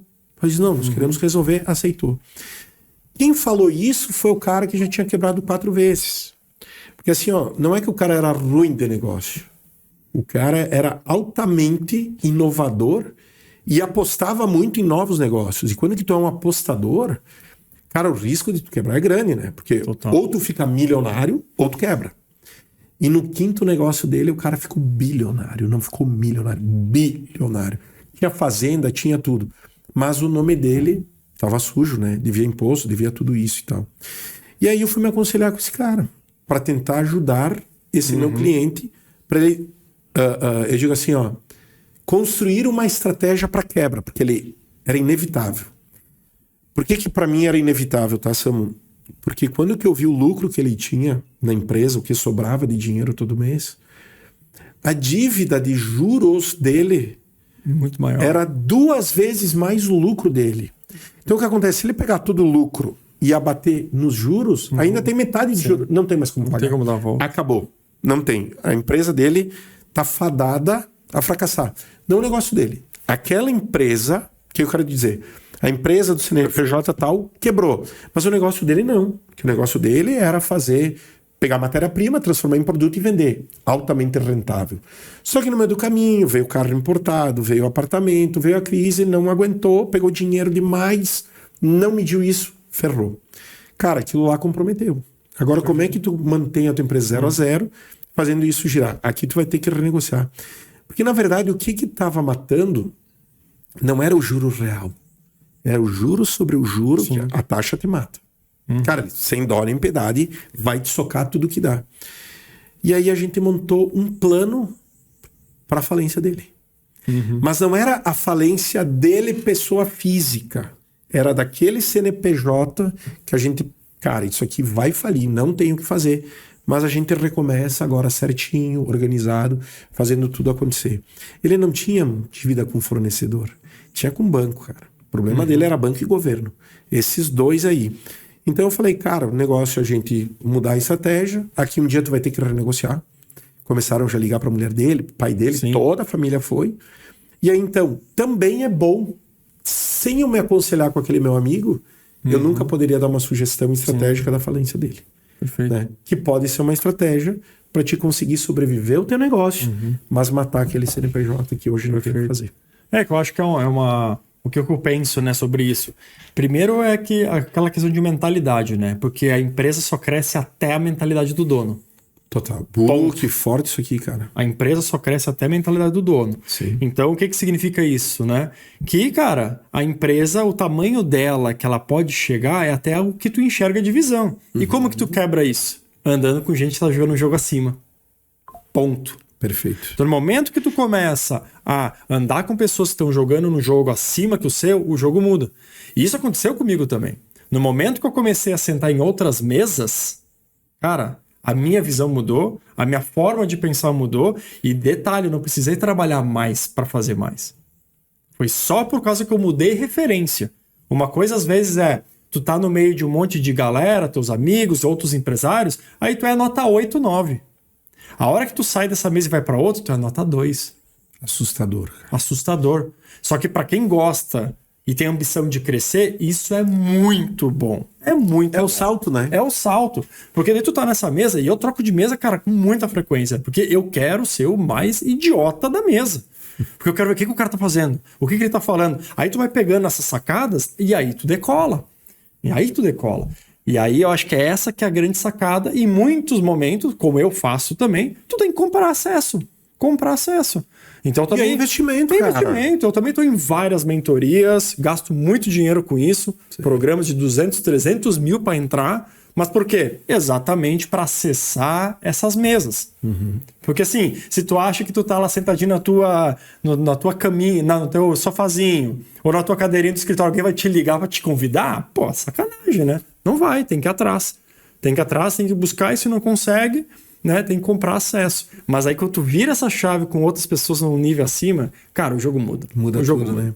E assim, eu fico tão triste quando que eu vejo alguns amigos meus falando assim, não, cara, eu não quero mais crescer, cara. Eu já cresci, e aí tu vê a empresa, é só ele, cara. E tem aquela história, eu defendo isso muito na imersão, né? Tem duas frases que para mim são o máximo, assim, do empresariado, vamos chamar assim. Primeiro, que se tu não consegue tirar férias, tu não consegue ser da empresa que tu acha que vai dar errado, tu é empresidiário. De fato, tu é empresidiário. Total. E tem uma outra, cara, que eu gosto ainda mais, cara. Se tu é uma empresa, que ela depende tudo de ti, tu não pode sair, tu não tem uma empresa, tu tem um emprego, cara. Emprego, isso aí. Né? E a tua demissão acontece quando tu quebrou. E não tem o que fazer. E tu vai ser visto como incompetente, cara. Então, por isso que, assim, custa muito, né? É um investimento significativo, que a gente falou. Cara, tem mentoria, pô, se o cara consegue entrar numa mentoria, pô, de 300 pau por ano, velho. É que os caras que estão lá são tão pica das galáxias que tudo aquilo que eles estão te falando, eles estão te mantendo num nível. Porque assim, ó, tu não vai sair na primeira reunião lá em cima. Mas as pequenas doses que tu vai recebendo, vai fazendo o quê? Tu te fortalecendo e tu vai crescendo. Porque, quer ou não, a gente tá na Serra, cara. A Serra, cara, é uma região que no passado ela cresceu pela inveja, né? O cara trocava de carro, tu ia lá trocava também. O cara tá fazendo alguma coisa, eu vou lá e copio e tento, né?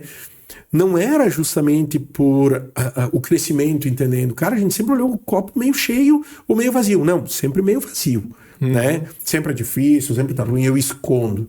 Cara, hoje que a gente tá vendo algumas pessoas andar com os carros importados, os caras mostrando um pouco mais que tem grana, que tem, porque a nova geração tá chegando e não tá nem aí. Tá socando o dinheiro dos antigos e jogando pro ventilador e, cara, dane-se, né? Então, o que acontece, velho? Não é que isso tá certo, que isso tá errado. É que a gente é tão medíocre que a gente precisa esconder o sucesso, cara, ao invés de a gente compartilhar o sucesso. Cara, nem todo mundo que tá sentado aí quer teu dinheiro, velho. Na verdade, quer poder comemorar contigo os teus feitos e a tua vitória e a tua conquista. Samu, eu sempre pros meus clientes de consultoria, velho, eu vou lutar para eles terem um desempenho melhor. Vou cobrar o que tem que ser cobrado. Não vou cobrar nem a mais nem a menos, porque assim, é pouco pelo resultado que eu tô dando. Ok, cara, uma escolha minha. Eu que não tô sabendo me valorizar. É muito pelo resultado que tu tá dando. Opa, tu tem que repensar o que tu tá fazendo. Mas, velho, é o seguinte, eu tô ali pra virar ponteiro. Eu tô ali, cara, pra gente ir pra outro nível. E, velho, não só de resultado financeiro. Eu quero que o cara seja um pai melhor, se for uma mãe melhor. Eu quero que ele tenha tempo de lazer com a família. Eu quero que ele tenha tempo com os filhos. Porque, velho, a grana é consequência das escolhas que eu fiz. Cara, se eu ganho 10 pau e eu ganho 15, eu gasto 15, cara, é minha escolha. Se eu ganho 100 pau por mês e eu gasto 10, me sobra 90. Cara, preciso ter tudo agora ou preciso ter no meu plano dos meus próximos 3, 4 anos? Cara, meu filho tem 1 ano e 8 meses. Ele já tem aplicação, velho. O próprio dinheirinho dele tá lá. Quando que é o aniversário dele, eu peço Pix pros padrinhos. Na conta dele. Porque, cara, o meu piá, velho, o meu piá vai entender quando que ele tiver um pouco de raciocínio, que nem o teu, cara. O João, assim, ó, me deu aula na outra vez. Não, pai, nós temos que negociar assim, temos que cobrar isso, aquilo. Velho, que legado que a gente deixa. E o meu menino, cara, ele vai entender que quando que ele precisa de alguma coisa, ele precisa conquistar isso, cara. Porque não vai ter. E eu preciso entrar em acordo com a mãe, porque muitas vezes a mãe, ela mais dá sentimento e tal. Não, cara, tu quer ter resultado, tu vai conquistar aquilo. Né? Quer mesada? Qual é que é o acordo? O que que tem em troca? Porque, cara, pra mim foi muito difícil a minha infância. Né? Meus pais, eles não tinham condições e meu pai era, cara, fechadaço. Tinha que negociar. Minha arte de negociar eu aprendi fazendo a minha mãe, né? Eu digo assim, ó, fazendo uma articulação com a minha mãe para chegar no meu pai para conseguir chegar no objetivo que eu tinha. E hoje, velho, eu acho que esse é o grande ponto. E quando que a gente tá falando de acesso, custa. Quantas viagens tu poderia fazer com a tua família que tu tá investindo hoje, grana pesada, e eu sei quanto que é, tá, Samu? Eu sei quanto que tu investe para poder fazer a tua multiplicação, a tua fazenda crescer, as tuas galinhas botar mais ovos, a tua felicidade se multiplicar. Mas é a base do quê, cara? Muito sacrifício, muito esforço. Mas a gente sabe que isso não é tudo, porque tu tem tempo com a tua família, tem tempo de lazer, tem tempo para tomar decisões melhores. E, cara, esse é o grande... Tem que andar junto. Tem que andar junto. Todo mundo tem que entender. Cara, minha filosofia, eu quero comemorar as nossas vitórias. Eu quero comemorar a multiplicação do teu dinheiro. E se eu estiver junto, significa que eu tô multiplicando também. Porque, assim, no jogo do ganha-ganha, o reconhecimento acontece sem pedido, cara. Cara, isso é uma coisa, adivinha, cara? Isso é uma coisa que eu cobro no meu grupo de mentoria. Para todo mundo colocar as conquistas que eles estão tendo. Só que a nossa região ainda ela é muito fechada. Nossa, muito, cara. É muito fechada. E, cara, eu sempre digo isso. Quando tu comemora o sucesso do outro, cara, a energia, ela vai te favorecer. Total. Ela vai te favorecer. Tu vai ganhar. Tu vai ganhar. Vai ganhar. E eu vejo muito isso, sabe? Os grupos que eu participo também, cara, todo mundo bota os resultados, bota as conquistas, e aquilo vai te energizando, quando tu vê, tu começa a fechar também, cara, é uma coisa muito doida, né, cara? Eu acho que esse legado aí que a gente passa e ambiência, né, ambiência. Cara? Fazer as pessoas acreditarem, apesar que, como eu falei, cara, teve uma empresa que uma vez eu visitei, Sam, e... Cara, tinha uma relação já de confiança, né? Porque a relação de confiança é muito importante.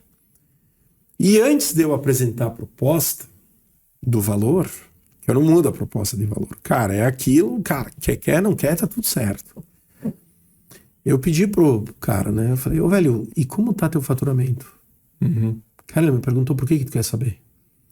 Eu falei, não, cara, eu quero saber porque eu preciso entender a partir do teu faturamento a minha próxima pergunta. Quanto que é a tua despesa? Porque a partir da pergunta da tua despesa, eu vou calcular aqui quanto está sendo o teu lucro. Para saber se a tua empresa está viável, se a tua empresa não está viável. E outra coisa mais importante que isso, saber se tu sabe essa informação. Porque dependendo do que tu me responder, ao invés de eu começar do nível 2, nós vamos começar do nível 0, nem do 1. E eu preciso saber isso. Bah, cara, eu não vou dividir isso aí contigo agora. Eu falei, tá, mas por quê? Não, porque depois que tu sabe meu lucro, tu vai me cravar a faca. É a visão, né? Eu falei, então, vamos fazer diferente, já que tu não quer me falar do teu lucro. Me fala quanto que é o percentual do teu lucro, então, nos teus números. Porque em algum momento eu vou ter acesso a isso, cara. Eu vou ter acesso. E o meu valor não vai mudar. Não, porque tá louco, cara. Não, só percentual. Percentual não tem nada. E ele não me falou. E eu falei, cara, meu valor é X para esse projeto e Y para esse outro. Tá, mas e se eu pagar à vista? Cara, o valor é esse e o valor é esse. Não existe à vista e não existe a prazo nesse projeto. Mas eu tô muito preocupado, cara. Porque... E eu sou muito transparente, né? Eu não preciso ficar enrolando. Eu disse, olha, cara, no final da nossa conversa chega a uma conclusão. Primeiro, se tu quer uma mentoria e uma consultoria, não sei se tu tá preparado, porque no momento que tu tá escondendo isso, ou é porque tu não sabe, ou é porque o nosso jogo de confiança não existe. Então a primeira coisa, cara, se não existe confiança entre nós, já é um problema. Mas mais do que confiança, é o estar eu agora desconfiado que tu não sabe esses números. E cara, se tu não sabe esses números, cara, pode ser que o teu problema não seja aquilo que tu me pediu pra fazer aqui, seja outro. E tu pode estar num caminho que hoje tu só tá girando com o dinheiro e tá sendo massa porque tu tá girando um monte de dinheiro e tu tá fazendo um rombo silencioso na tua empresa que vai se tornar irreversível. E no final de contas eu não fechei, a gente não avançou e por acaso a empresa ela fechou, cara. Aquela era a última oportunidade que ele tinha de poder. E sabe o que ele me falou? Cara, fechei porque eu tava cansado. Não, ele não tava cansado. Eu até esses tempos eu publiquei lá no Instagram e eu falei, cara, tu não tá cansado da tua empresa. Tu tá cansado dos processos desorganizados ou da falta deles. É esse que é o detalhe. Porque uma coisa eu sempre digo assim, tu não tá cansado da empresa, é porque ela tá tão bagunçada que isso te consome. Então os caras não têm isso. Por isso que eu acho que eu volto até para nós encaminhando pro final, que é bom bate-papo. Tá aí louco, quando eu vai ver, longe, cara, né? e eu para falar de negócios eu adoro, cara. E até para se encaminhar pro final, cara, o que eu foco aqui, cara, pra galera entender. Para mim, tu tem que ter esse planejamento do que tu precisa melhorar. Porque se tu continuar andando em círculo, ou que nem uma galinha ciscando para todos os lados, cara, tu não sai do chão. É definir Rodrigo, um objetivo só, cara. Um só. Por semestre, por ano, se for o caso. E quebra, que nem você falou, em várias ações. E começa a fazer. É isso que vai começando, né? Vai subindo um pouquinho de nível a cada pouco, organizando aquilo que tu precisa naquele momento. Vai surgir outros, depois tu vai fazendo outros. Eu acho que é essa a questão. E óbvio que eu vou reforçar o que tu falou. Como é que tu acelera isso? Procura ajuda. Ponto. Ou tu faz sozinho, mas é o que eu sempre falo. Tu vai ter muito tempo, energia e dinheiro gasto. Porque, cara, vai pesquisar, vai ter que se puxar para fazer, vai errar muito, vai ter que testar e vai ter muito tempo e dinheiro. Ou procura quem já passou por isso, que vai te dar todo o beabá para te seguir e tu economiza, ao contrário, tu economiza tempo, energia e dinheiro. Porque no fim, tu vai investir numa mentoria, beleza, investe. Mas e o retorno? Eu tenho mentorados que em 6 meses fizeram o resultado inteiro do ano passado. E aí? E agora, Samu, vamos lá, né? Não existe milagre. Não. Até porque se tu fizer milagre é capaz de tu ser crucificado. Cara, existe planejamento, existe execução, ação, reação, que as coisas vão acontecer. Exato. Uma mudança de mentalidade, cara, um aperto de parafuso. É isso, velho. Eu acredito demais, cara. E pra mim, assim, ó, Samu, que privilégio estar contigo, tá? Fiquei muito feliz, cara. Na verdade, assim, eu vou te falar, eu fiquei muito honrado quando que tu me chamou a primeira vez pra nós tomar um café. Eu falei, cara, o que eu vou falar pro Samuel, cara? Olha o nível que o cara tá, velho. O que eu tenho, né? O que eu tenho pra compartilhar? Mas as nossas experiências, os caminhos que a gente trilha, mostra que a gente pode chegar a resultados, né, muito interessantes com metodologias diferentes que levam no mesmo caminho, né?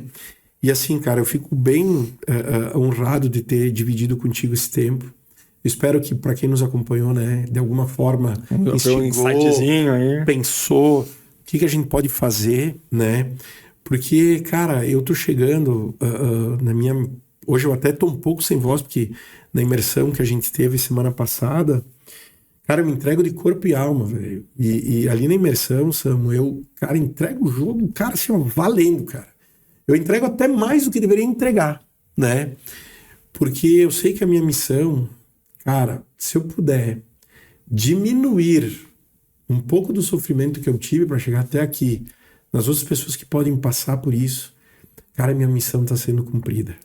Né? E hoje o que eu mais quero é poder compartilhar passos que foram dados para tornar a vida daquele cara que já não dorme mais de noite, Perfeito. Tá? Se ele não tá dormindo de noite, ele tá ferrado com a esposa, tá ferrado com o filho, tá com uma vida que é uma merda, tá?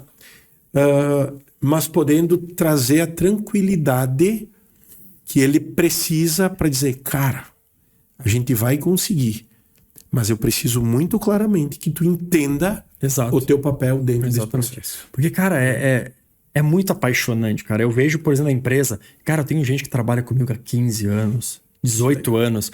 Eu sei como eles entraram, quanto dinheiro eu tô ganhando hoje, apartamentos que compraram, casas que compraram. Cara, é um orgulho imenso isso, cara. É imenso isso.